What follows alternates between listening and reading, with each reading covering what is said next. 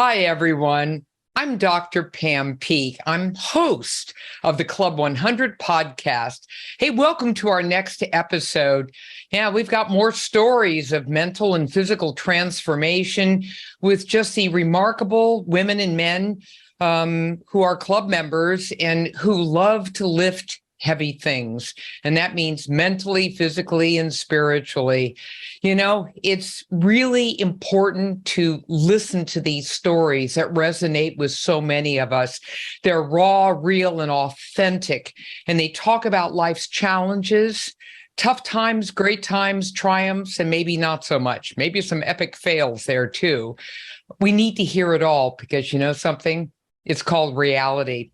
Now, here's a shout out to everyone who's listening who may not be a member yet and is contemplating this. Just run on over to 100 Club 100 on Twitter, have a little look see. And if you want to join, let us know. Reach out and we'll give you a royal welcome.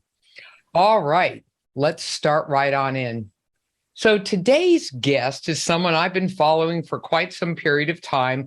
I finally now see his entire name and know how to say it too. Gareth H. Gareth, welcome aboard. Hi, Dr. Pete. Great. Thanks very much for having me. Really delighted to be here. Now, as everyone can see, we're talking to a very awesome guy from across the pond over there. Whereabouts in Britain? I live in the Northwest. I'm just outside of Chester. So it's probably about 20 miles from Manchester. I think that's probably the place that most of the American people will know. Cool. I know all about Manchester.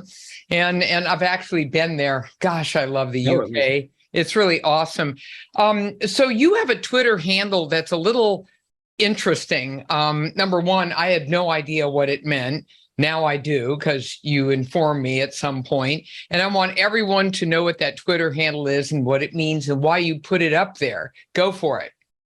Okay, sure. Well, it's Baphomet, and the reason I've got the Twitter handle Baphomet is because on my back I've got a tattoo of what's called Levi's Baphomet. So in 1415, a famous painter, Levi, painted a picture of a horned man with one arm pointing to the sky and one arm pointing to the ground, and he represents everything at some point breaks down and then is rebuilt. So it's kind of the continuity of life. So in the center of my back, if you look at my picture, you'll see in the center there's a picture of the horned man. And as I say, if you look at Levi's Baphomet online, if you look at the picture, you'll see that he has one arm up saying Solve and one arm pointing down, which says Coagula. So to break down and to make up again. So would you also say that that applies to transformations in life? Yeah, 100%. And that's one of the reasons I've got it on my back, to be honest with you, is because as with all of, I'm pretty heavily tattooed and all of my tattoos tell their own story. Oh, okay. Well, we'll get to the tattoos too. Needless to say. So, oh my gosh, it's just so great to finally meet you. And you have quite a story to tell. As I preface so many of these narratives, everyone is so flippin' unique, yet there are shared elements in almost every story, especially with regard to challenges. So you were in the military. Let's take it around that area in your life. Yeah, sure. Okay. I mean, I went to a military boarding school aged 11. And so I'd always trained all the way through my life. And it was a kind of natural follow on that at some point I would join the military. And I joined the army when I was 18. And it was my whole life, right? It was a dream come true. It was everything I wanted it to be. I got to travel. I got to do all the things I wanted to do. And it was amazing. I did use up a couple of my cat lives. So there were a couple of incidents where things didn't go quite according to plan. So I picked up some significant injuries over the years, but was always able to kind of soldier on. And then when I got into my early 30s, I got quite significantly, I picked up a few bumps and bruises that saw me being discharged. And I was devastated, to be honest with you. So I had some significant physical injuries and some real mental challenges as well. So when I was discharged, I was quite broken physically. I couldn't walk properly. I suffered from dysphasia, so I was using the wrong words quite often when I was speaking. I'd had quite a significant bump to the head, and I was distraught. I was destroyed, in fact, if I'm completely honest. When I left, I thought my life was over. So and how old were you when you got discharged? So I was 34. Oh man, you were early. Wow. Yeah, so I'd done about 16 years, and routinely in the British Army, most soldiers will do up to about 22 years. I mean, I've got a few friends that have done a fair bit longer than that, but for the most part, soldiers routinely would do 22 years, and that was my expectation, is I'd get my 22 done.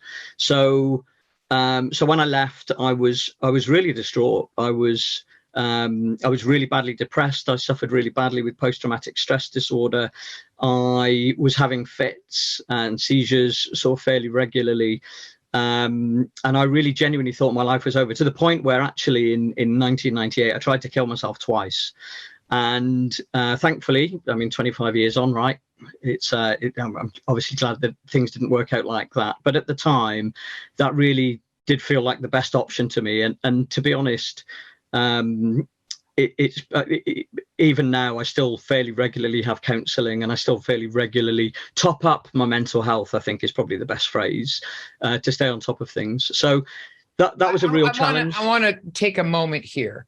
Sure. This is an extraordinarily important part of your narrative. So it's like I'm hitting the pause button here for a minute. Sure. That's a lot of heavy stuff. You're 34 years old. Your body's broken down. You've got, clocks to the head. You've got PTSD. You can't walk well. And your expectations of staying in the British Army until the age of 20 for 22 years were dashed asunder. And then you were, discharged with disability. And I can't even imagine a young man, 34, coming out with this incredible burden. And it is no wonder you felt depressed. You were stressed out, anxious. The PTSD must have been awful. My gosh, I just want to honor what you went through, because that's a lot.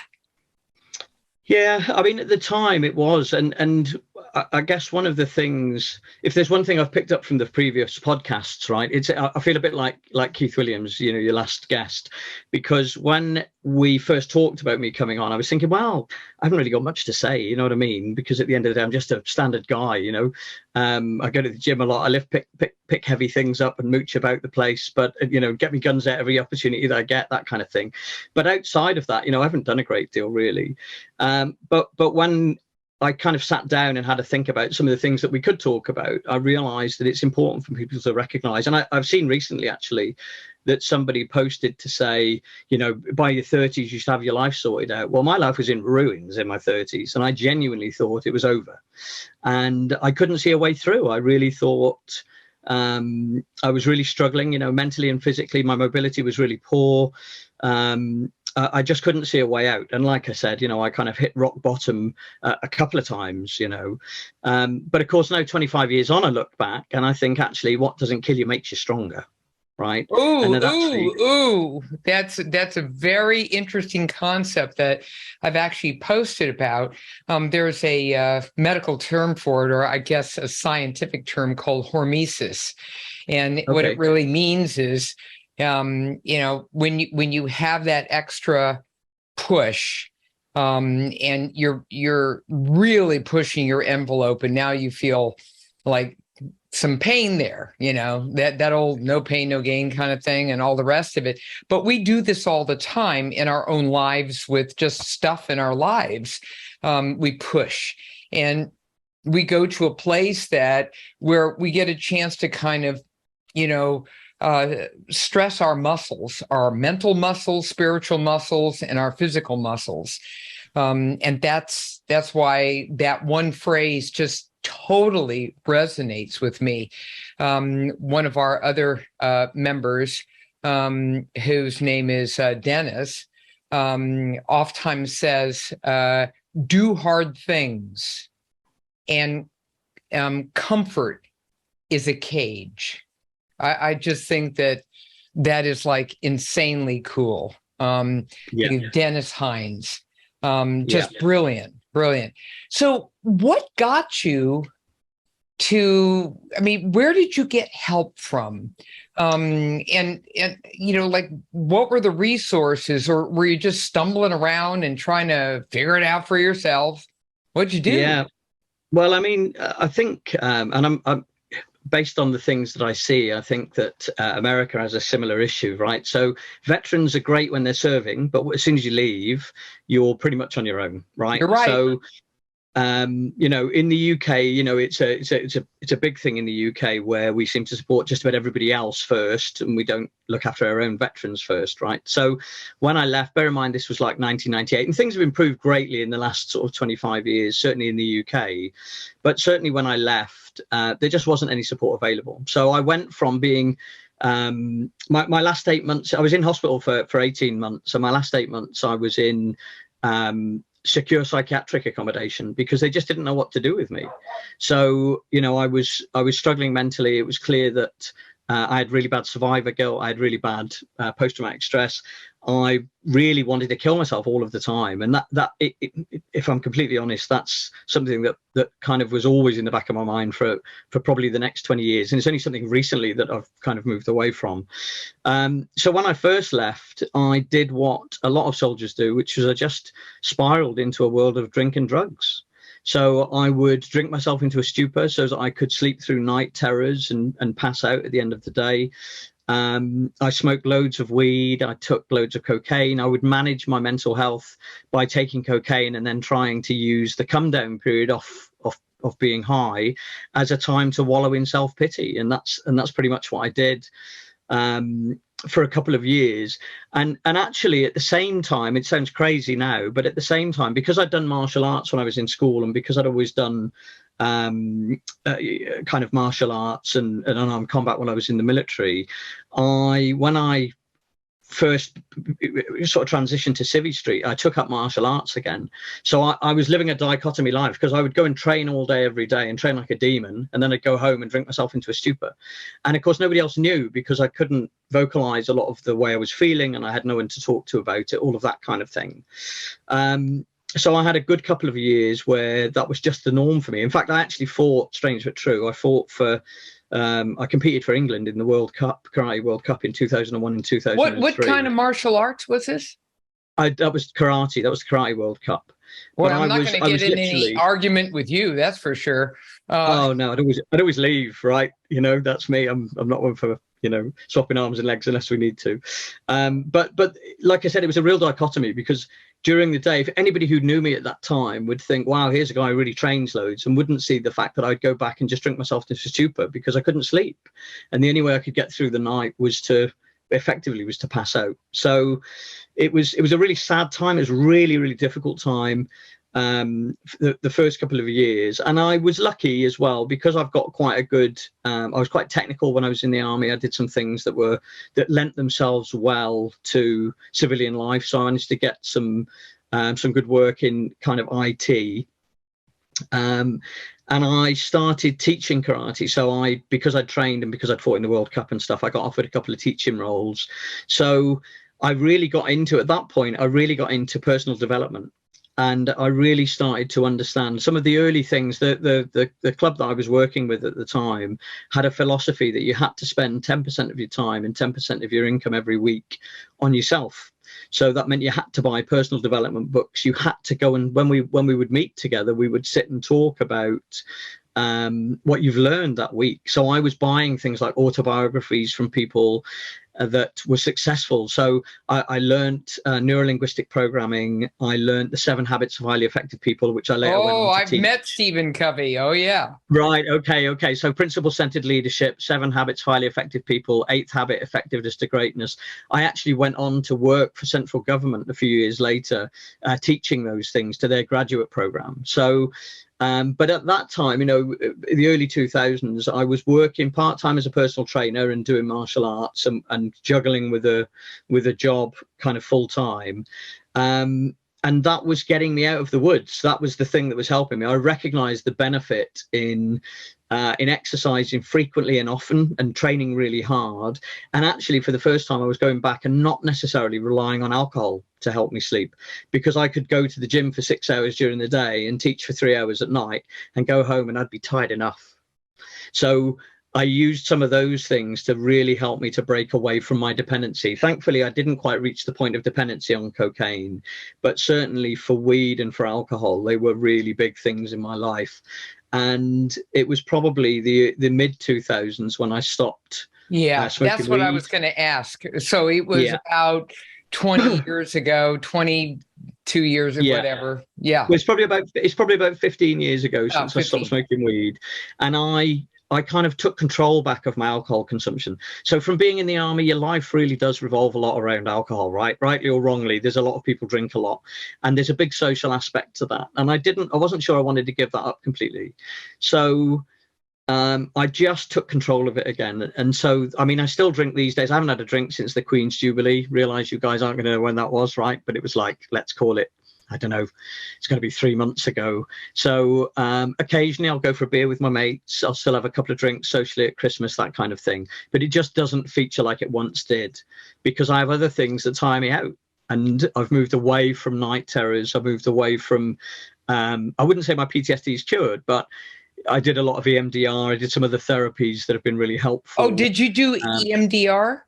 Yeah. Yeah, EMDR is extremely helpful. People out there in the podcast land, you could look it up. It's a special eye movement therapy that allows the brain to kind of calm itself down. It requires a therapist to kind of walk you through the whole thing. I'm thrilled to hear that you put together all of this wonderful therapeutic foundation for yourself, because you had a lot of stuff going on. You had dependence, some addictive issues. I mean, you were dependent insofar as you couldn't get to sleep without having all these things going on. But eventually, you kind of muddled your way through. That, by the way, is the main way people get through life. They just sort of muddle through. But, you just sort of bang into a brick wall. That didn't work. Okay, and go over here. And that's a really good thing. But you know what you do? What you did is you never give up. You don't give up. Yeah. You just keep saying, okay, well, that didn't work so well. Let me try this. And there's 3 other options over here. And I'm going to just put it out there and try those options and see how that works. There were a couple times, clearly the suicidality that you are talking about is incredibly common among people with PTSD, especially military related. It's just absolutely mind-boggling. Here in the United States, I don't know what the numbers are over there, the number of vets who commit suicide. And we have to do such a better job of addressing this.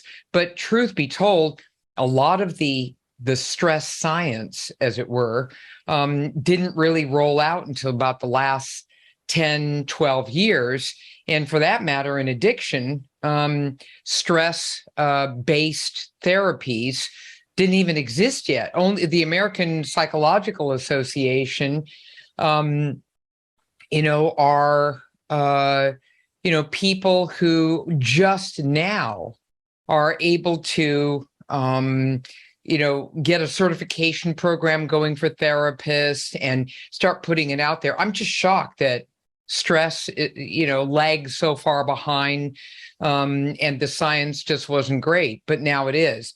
So here you are, you did martial arts so well that you went to the Worlds, for Britain. Do you still teach it? No. Well, so fast forward a few years, everything's going reasonably tickety-boo. So physically, I've got a lot of my mobility back.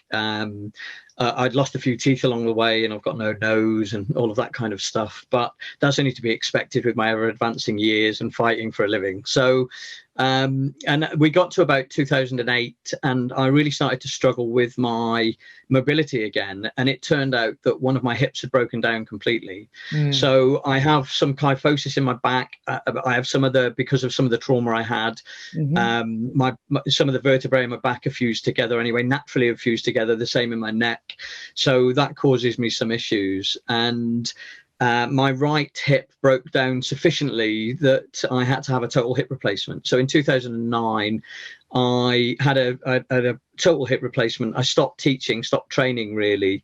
And then I wouldn't say I spiraled back down the same path, but it probably wasn't that far off. So again, I'd hit a point where there were things that I just couldn't control, and my mobility really was one of them. So I had a period then of a couple of years where I'd met my new partner. So I met my wife in 2006. Our relationship had obviously progressed. The reality of being happy at home is you're eating more, you're drinking more, you're being more social, you're not training quite as hard, that you become distracted by many of these things. And so by the time I had my hip replacement and in the subsequent years, I really fell off fell off track again. And by probably 2011 for sure, I was fairly overweight, probably around about the 200-pound mark. I'd stopped training pretty much all of the time. And I think, again, that things could have taken in fact, it was probably in some respects, it was the worst time, because by 2011, I got married. So, really happy time and everything was tickety-boo. But unfortunately, in 2011, my 3 best friends all died. So one of those committed suicide from PTSD and had struggled for about 15 years or so previously. And he unfortunately took his own life. And then one of my other friends was killed. The police were chasing a car full of criminals, and they bumped into the back of his car and they pushed him into another vehicle head on. And unfortunately, he was killed. He was still serving in the military. So we joined up together and we were best friends and all of that stuff. And then one of my other friends, who actually was supposed to be my best man when I got married, died a couple of weeks before we got married from bowel cancer. So he was 44. He was diagnosed in 2010 and then died on the 25th of May 2011. So the loss of those 3 guys around about the same time that I got married as well, they all died within 6 months of each other, was kind of a real wake-up call, because I realized that I was fat. I was heading towards my 50s. I was really overweight. I wasn't training. I didn't feel like I was doing anything with my life, and I was being quite successful from a business point of view. But I said to my wife, "Let's just sell everything and go and travel and live right now." Right. So I think there's a Lao Tzu. So I used to, when I was teaching martial arts, obviously I would quote a lot of martial arts exponents, and Lao Tzu talks about who lives in the past is depressed, who lives in the future is anxious, and who lives in the present is at peace. So I had loads of things that I was still dragging along from my previous life that was making me depressed. I was really worried about what the future looked like. And with all of my friends dying, my real 3 closest friends, I was just like, let's just sell everything and let's just do something with our lives.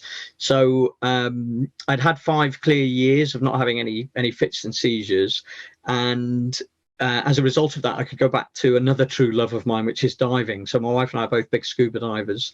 So we literally did a world tour. We went everywhere from South America, Galapagos, right across to New Zealand, dived Bali, did loads of Egypt, all the stuff in the middle. We traveled as far north as Iceland. We've climbed the Trondheimsstind in Norway. So we packed as much stuff in as we could, really, and just tried to take that level of control back again. But just before we went away, my doctor had said to me, my doctor called me in because I needed to get life insurance and, needed to sort all of that out. And she said, "You're fat, you're 50. And you're going to have a heart attack. So if you don't do something with your life." My brethren are fairly straightforward at times, and it's just important, kind of keep it brief. You're fat, you're 50, and you're going to die. All right. That's it. That's what I needed to hear, right?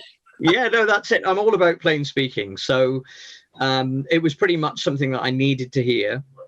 And we literally, I said to my wife, because I was working as a consultant at that time, so I was spending a lot of time at home, and I did a year's worth of study because I could study pretty much all of the time when I wasn't working. So I studied endocrinology and phlebotomy for about 12 months, so I could really understand what things I needed to do to fix my body for myself.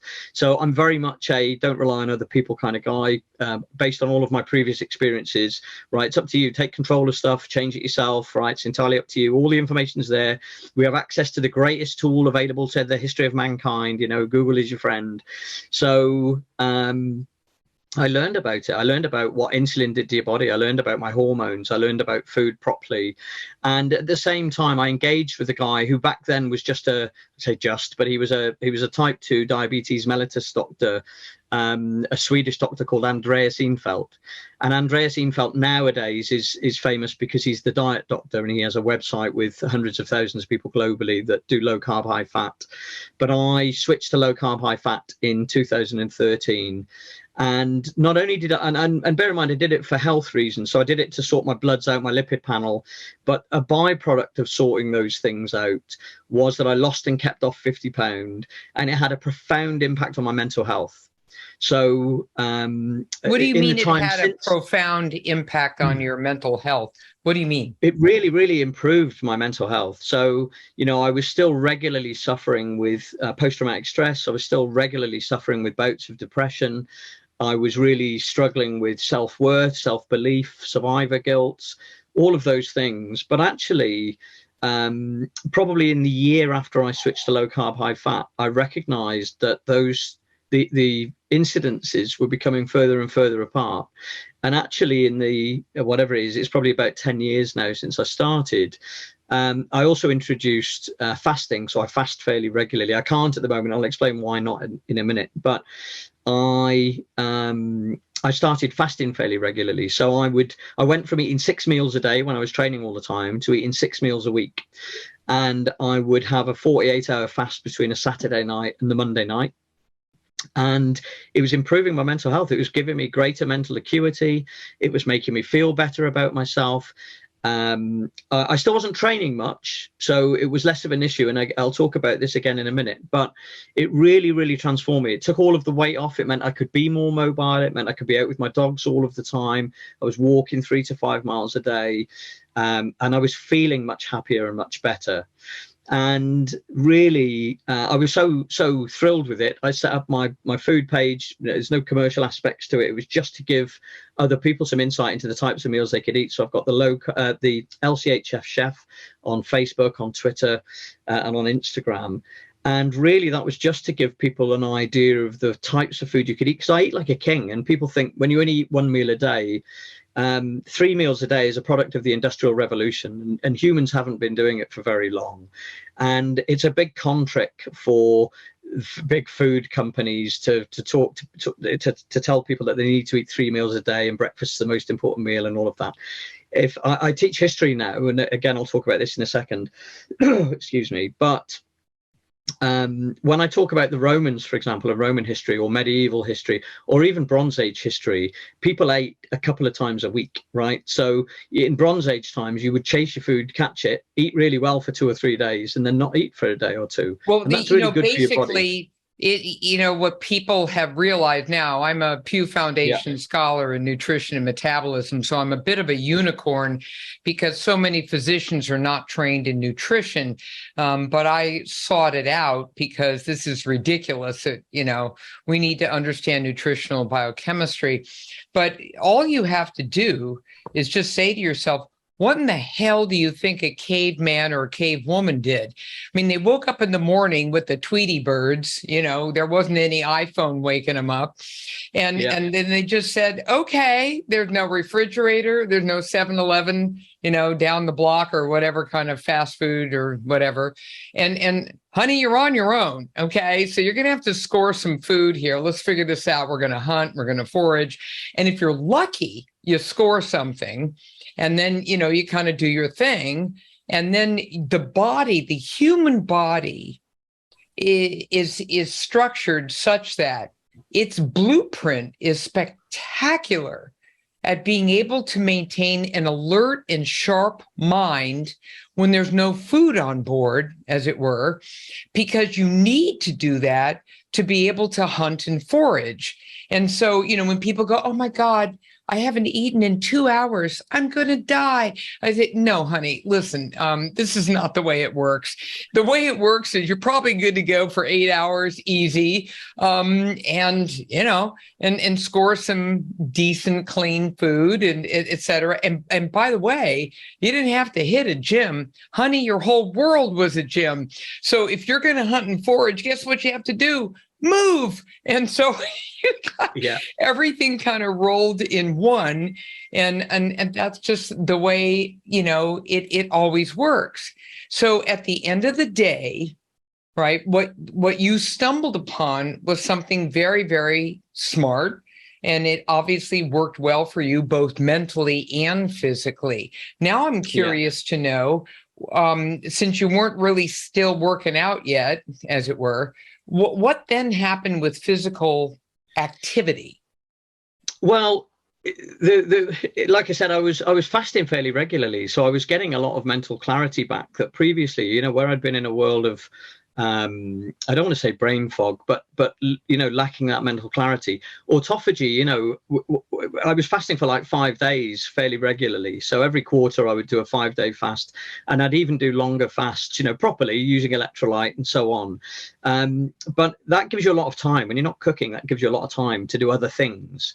And one of the things I was doing was more research, right? So I'm pretty geeky, right? Like I said, I at this point I was looking at retiring, so I get my military pension. I'm poor, but I'm happy, right? So there's you don't need money to be rich, right? I've got enough of all of the things. I have an abundance mentality anyway, and I have enough of all the things that I need to get me by. So I started working as a volunteer at a local castle. My wife works there as well, and that was exposing me to a lot more exercise, because the castle, as with a lot of castles in the UK, are on the top of hills. So I was up and down hills all the time and getting a lot more cardio in. And then I started to think that actually, even though I've trained all of my life, I'd always kind of held back from doing too much weight training and too much bodybuilding, if you like, on the basis that martial arts is very much about technique. So you don't want to be too big. You don't want to get in your own way. You don't want to be too muscly. And actually, I'd got into a mindset of thinking, well, I'm getting a bit older. I was in my early 50s. And I was thinking to myself, well, actually, martial arts is about technique, and you want to be able to use that rather than muscle. And when I started working at the castle, I was thinking, well, actually, I'm not teaching martial arts. I'm doing a fair bit of cardio anyway, just by nature of what I'm doing for a living, or doing with my volunteering time, rather. And I'd toyed with going back to the gym. And so that was probably the latter part of last year. So I'd rejoined the gym, and I was doing some classes and doing a lot of cardio. But I hadn't really thought too much about weight training. And then earlier this year, in March this year, March the 17th to be precise, I'd cleaned the bathroom in the house, right? So I've got spray chemicals, I'm cleaning the ceiling, I'm giving it a big degunge. It's coming to the start of spring. We live our lives here, my wife and I live our lives by the moon. So it was around the equinox. And I like to make sure, we've had a spring clean of the whole of the house. And I went to bed on the night of the 17th, and I thought, I must have breathed some of the chemicals in, because I've got a bit of a burning in my throat. No other pain, no other drama. And then on the Friday, the 18th, I was digging in the garden all day, again, getting everything ready for the spring equinox. And I was digging literally for 6 hours on the Friday. And I went to bed Friday night, and I thought, I've still got this burning sensation in my throat. I thought I must have, even though I had a mask on and the windows were open, I thought I must have breathed some of the chemicals in, and that's what it is.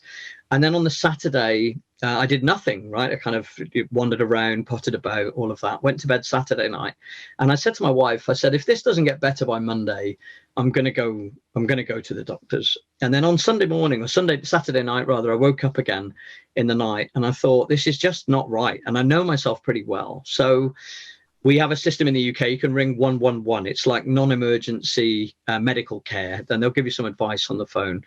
So I rang them up, and they said, I explained to them what had happened. I said, I've got a bit of a chemical kind of sensation in the back of my throat, but no, nothing else is wrong with me. Got my own blood pressure machine. Blood pressure's fine. Pulse is fine. Everything's tickety-boo. So they said, well, we'll send an ambulance out anyway, and we'll take it to hospital, just be on the safe side. And I was like, well, there's no point, right? Because it started on Thursday. It's not a big drama. I'll just drive myself to the local accident and emergency unit, and we'll see what they've got to say. So they rang ahead to tell them I was coming, and I drove myself there. The weekend, it's not a pretty place, right, for accident and emergency, because you get all the drunks, all the people that have been out fighting over the weekend, all of that kind of stuff. So I didn't really expect much. And I even said to my wife, don't even come, right? I'll take my iPad. I'm going to be sat there all day waiting to be seen. There's no rush, right?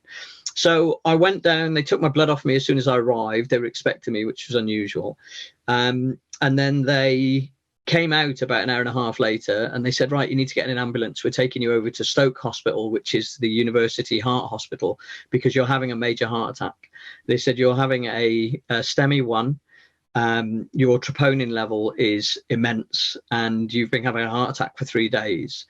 And I was like, well, are you sure you've got the right person? And I was like, I feel okay, right? I'm from a history. My dad died of heart disease, which is one of the reasons why I wanted to, when I went to low carb, high fat, I wanted to take responsibility for my own heart health.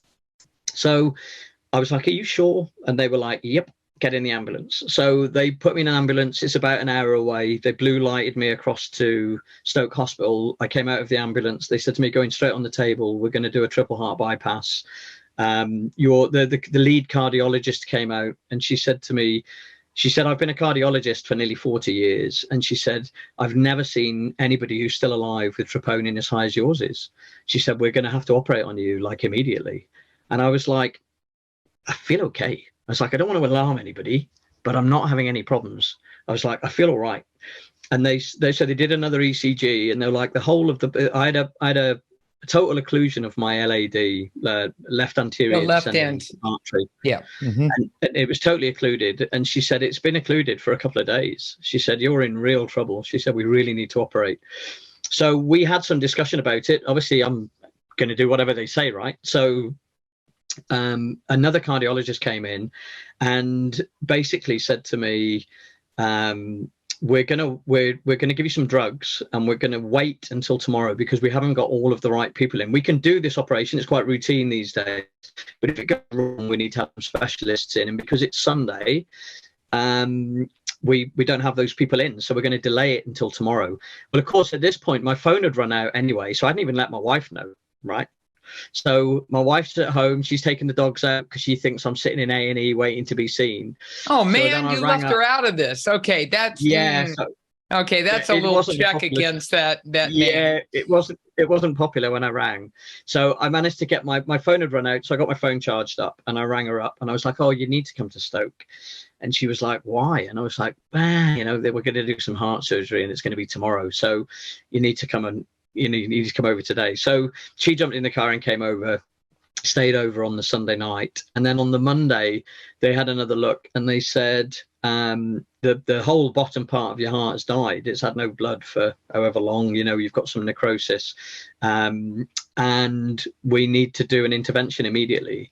So they did, in the end, they went in through my wrist, right? They made a tiny cut in my wrist. They did a double PCI, percutaneous intervention, put 2 stents in my LAD, a 35 mil and a 25 mil.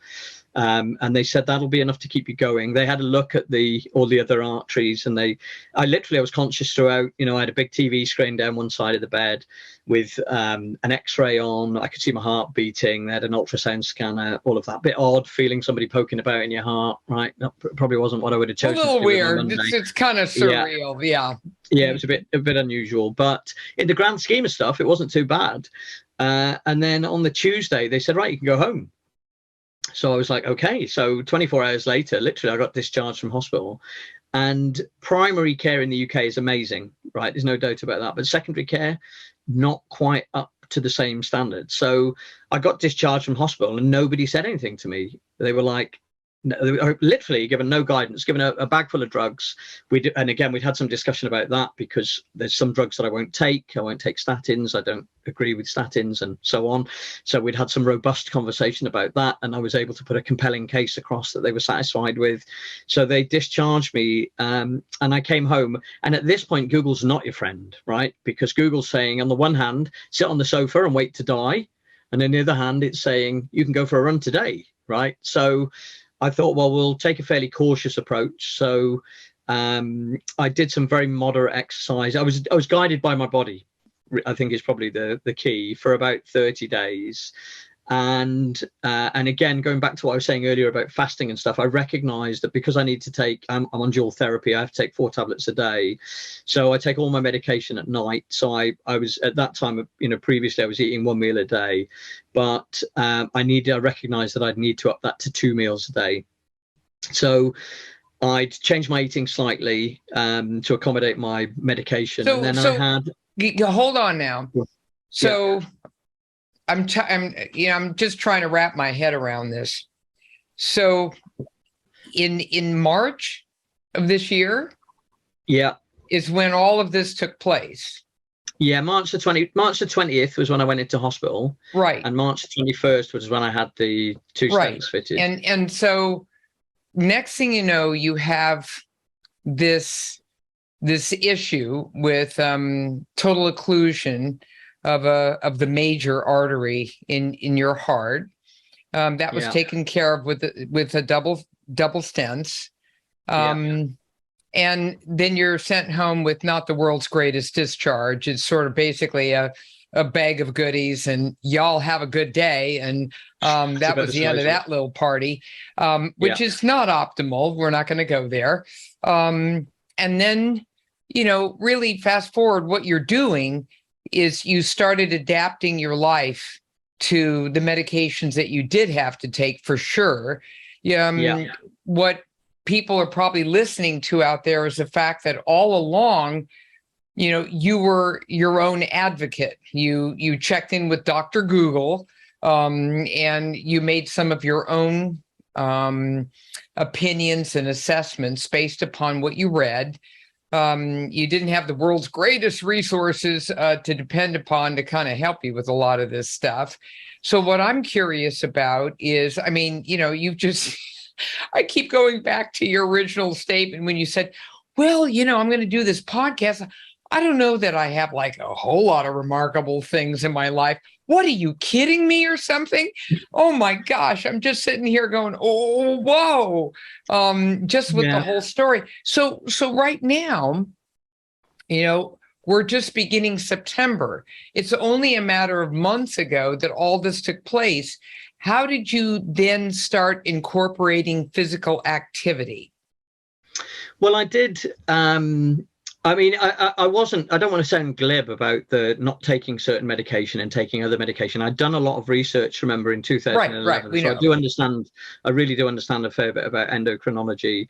And I'd learned a lot about, I've got some anecdotal evidence and observational evidence of different people taking different meds. So I kind of made some informed choices. So I don't want to sound as though I was being glib about those things, but when I came home, I touched base with my local doctor, and again, she was kind of like, you just have to go with the flow and do what you think is the right thing. So I had 30 days where I didn't do anything, and then I had probably about another 4 weeks after that where I upped my steps. So I set myself a target to walk 100,000 steps a week, right? So about 15,000 steps a day, give or take, because I know that cardiovascular exercise is going to be good for my heart. I recognize that it's going to get my blood flushing through. I'm not going to sit on the sofa and just wait to die, right? Because that's not in my nature. And equally, I'm not too crazy, right? I'm a bit crazy, but I'm not too crazy. So I'm not going to enter into something that's completely completely crazy at that point. And once I'd kind of got my head round feeling okay, I can't tell you, because I had no pain, and I'm going to write about this, I'm going to tweet about this on the 20th of September, because that's my 6-month anniversary. But I had no pain at all, right? I really understand what heart attacks feel like, and I understand how they work because I'm from a history of family heart disease. So pain in the left side of your jaw, pain in the left arm, all of those things are synonymous. You see in the UK, for sure, we have adverts where people are clutching their chest or clutching their neck. I had none of those things. And that's probably the biggest concern, because if I hadn't gone to hospital with something else, then chances are I would have died. And one of the cardiologists said to me, if you hadn't come in today, you'd be in a box. He said, you'd be in a box this afternoon. No, there's no question about that. But you very reason. So you have 100,000 steps a week, right? Yeah. Was, kind of your goal on the overall, about 15,000 steps a day. That's about, 5 to 6 miles a day. And Yeah. broken up, you don't have to do it all at one time and all the rest No, I of was it. doing it all at once. I mean, you don't I have really, to. Yeah, you no, don't have to. no, for sure. Yeah, no, Yeah. for sure. I mean, from my point of view, what I was doing, so I'm very into mindfulness, and I'm very into, again, back to my martial arts stuff. I'm very into being very mindful. So I would deliberately go and walk alongside the river, see things that you don't see in the towns and cities. I'm very fortunate that I don't live too far from a fairly big river. So I could easily walk 4 or 5 miles in a loop. See kingfishers, water voles, swans on the water, peaceful things, happy thoughts, right? All of those things. So I would do that pretty much every day. I would do that pretty much first thing. And then as we got towards the end of May and the start of June, I thought, well, actually, I'd written a program for somebody in the early 2000s when I was working as a personal trainer as for a client that was a progressive weight training program. And I thought, I've still got that. I could wheel that out, dust it off, and I could apply that to myself. So I did a pretty steady 6 days a week, right? But the first, probably, let's say the first 3 or 4 weeks, I'd pretty much just use the bar or really low weights and look at my form and look at exercising properly and getting some of the basics in place.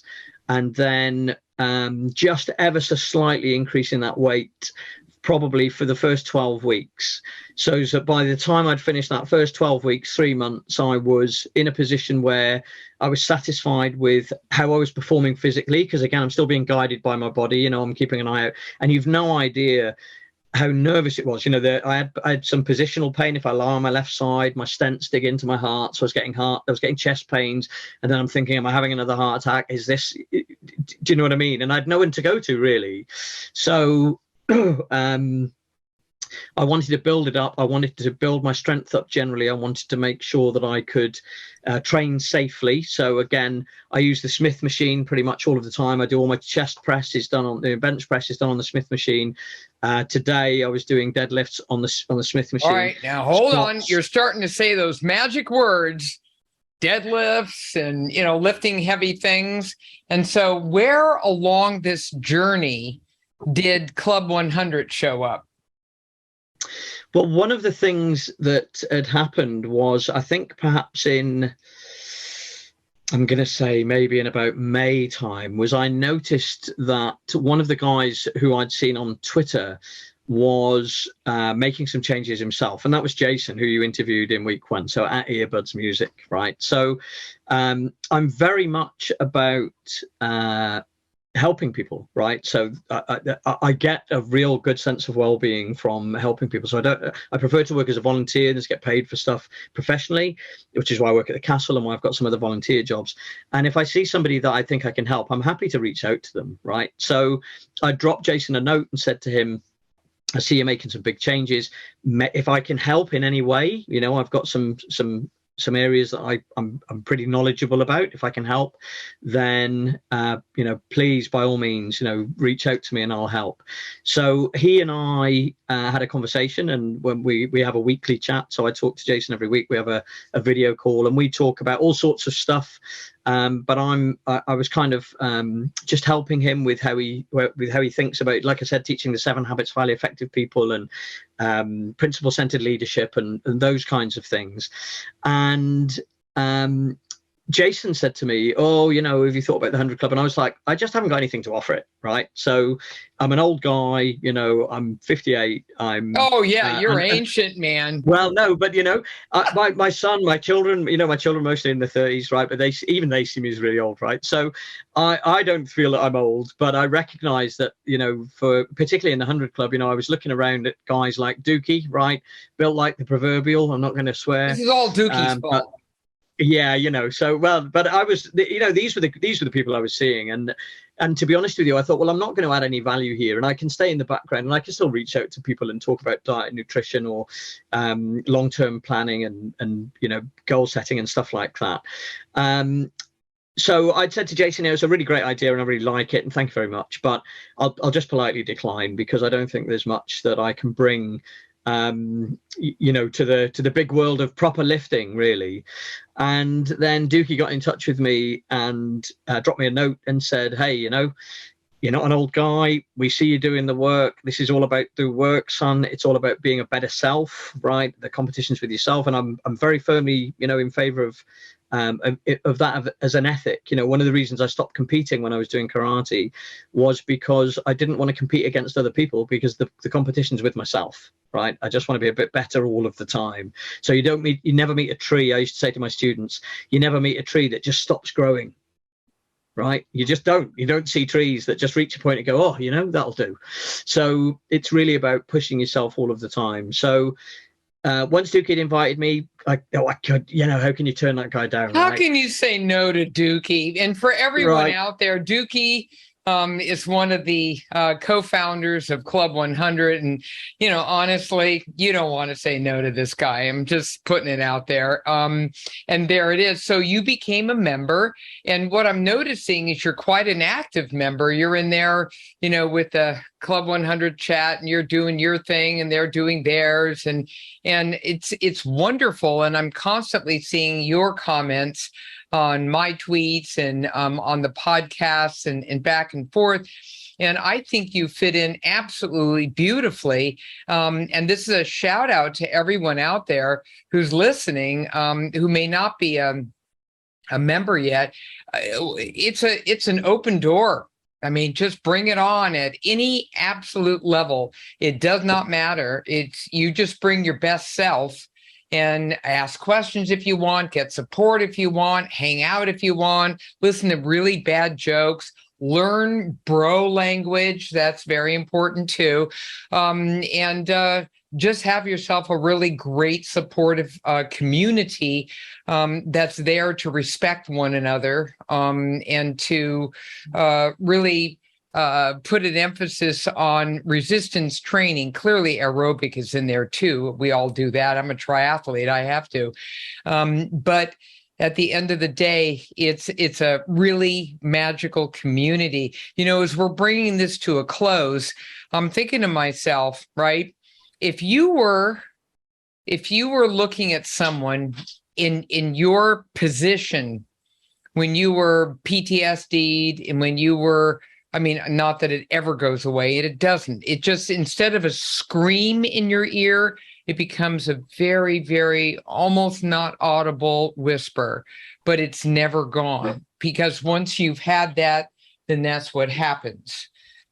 So if someone were there and they were saying to themselves, I'm on the fence. Should I take care of myself? Should I not? I'm feeling a little helpless, hopeless, defeated.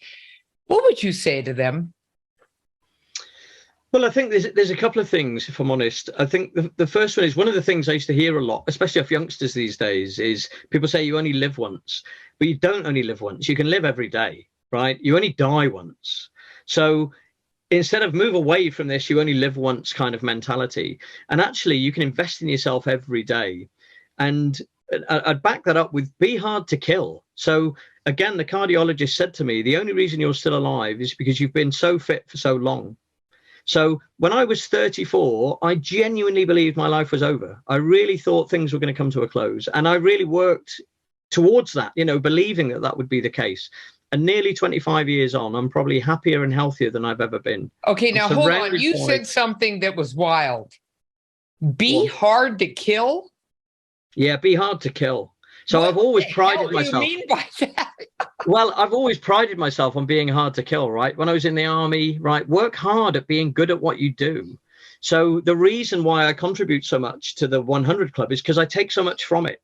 I look around at so many people who inspire me, whether they're brand new and have just joined and have just started training, and there's no shortage of those, or whether they're people who've been around forever who are built like the proverbials, right? Well, it doesn't make any difference. It's all about that level of commitment to yourself.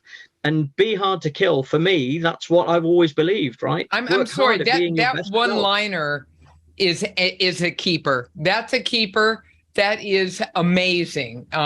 Be hard to kill. Because, wow, that's sort of like, okay, I have the mind, the body, the stamina, the the resilience, and the grit. So That's it. I'm not going to go down easy. That's it. It's 100%. If people only took one thing away from this, it would be that: be hard to kill. Be your very best at everything you do for you. You're not doing it for anybody else. You're doing it for you. I absolutely love that. If everyone just walks out of here with that one line, I think we achieved our goal. Gareth, you have just absolutely been utterly amazing. And I'm still laughing. Every one of you says the same thing. Oh, my life is not that, and then we sit here and we get into it and it's like, oh my God, tell me more. This is the most amazing story ever. It's just when you think it's like a it's one of those BBC thrillers. It's like, ooh, and then it's like a spy thriller, and then there's something else, and they throw in a wrench, and then they make it more interesting. I mean, I love those. And a little Agatha Christie moment. I'm getting so Brit, wait a minute, and it's also tickety boo. I've learned it. I'm learning. And the other thing, you guys, brilliant. It's brilliant. Brilliant. Absolutely brilliant. I have to learn how to say that better. So, Gareth, all I can say is you have gifted all of the club members and everyone else who's listening to this podcast with an incredible story, with lots of words of wisdom. And, you really do sound like a guy who is a graduate with a PhD from the School of Hard Knocks. And you're still living this incredible journey. And we're just thrilled to have you as a club member. And I love the fact that we're all supporting one another in this community.